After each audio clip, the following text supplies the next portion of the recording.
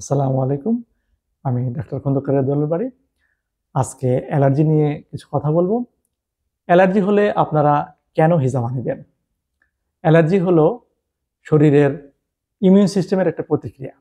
ধুলাবালি, ঠান্ডা, তারপরে ফুলের রেণু, এগুলো থেকে শরীর প্রতিক্রিয়া দেখায়, যার কারণে অ্যালার্জির সৃষ্টি হয়। অ্যালার্জি হলে সর্দি, কাশি, হাঁচি, এমনকি শ্বাসকষ্ট পর্যন্ত হতে পারে। তো প্রশ্ন হচ্ছে, হিজামা কি উপকার করে অ্যালার্জির ক্ষেত্রে? হিজামা শরীরে কিছু নির্দিষ্ট পয়েন্টে শরীরের রক্ত প্রবাহকে বৃদ্ধি করে শরীর থেকে টক্সিন ও দূষিত পদার্থ বের করে দেয়, যার ফলে শরীরের ইমিউন সিস্টেমের ভারসাম্য বজায় থাকে। এর ফলে শরীরের প্রতিক্রিয়া হ্রাস পায়, অ্যালার্জি কমে আসে। এর ফলে শ্বাস প্রশ্বাসের সমস্যা দূর হয়, পাশাপাশি প্রদাহ বা ইনফ্লামেশন কমে, বারবার হাঁচি কাশি হওয়া বন্ধ হয়।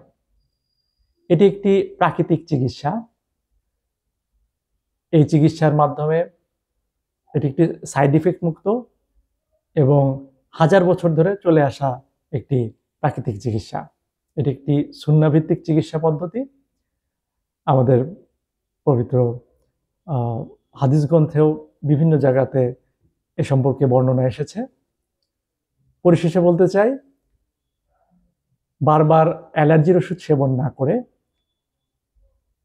হিজামা নিয়ে শরীর থেকে, ভিতর থেকে অ্যালার্জি মুক্ত করে প্রাকৃতিকভাবে সুস্থ থাকুন। ধন্যবাদ।